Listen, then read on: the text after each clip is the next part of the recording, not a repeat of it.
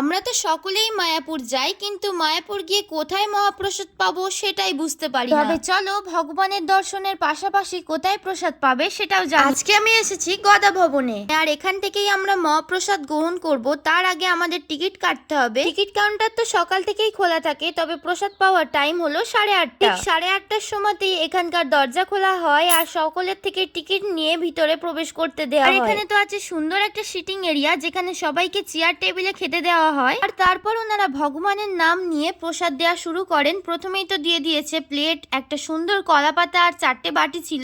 আমাদের প্লেটে চলে আসলো গরম গরম ভাত, তারপর ডাল, একটা সবজি, আর ছিল পটল আলুর তরকারি, তার সাথে আলু পোস্ত ভাজা, আর ছিল বেগুনি। আর তোমরা চাইলে এখান থেকে রুটিও নিতে পারো, যেটা ছিল ঘি মাখানো। এইবার ভগবানের নাম নিয়ে আমরা খেতে শুরু করলাম। শেষ পাতে ছিল পাঁপড় এবং মিষ্টি। ভগবানের সুস্বাদু প্রসাদ তো আমাদের খুবই ভালো লেগেছে। তোমরা কে কে এখানে প্রসাদ গ্রহণ করেছো অবশ্যই জানিও। তবে আজকের মতো আসি, দেখা হচ্ছে নতুন কোনো ভিডিওতে। বাই।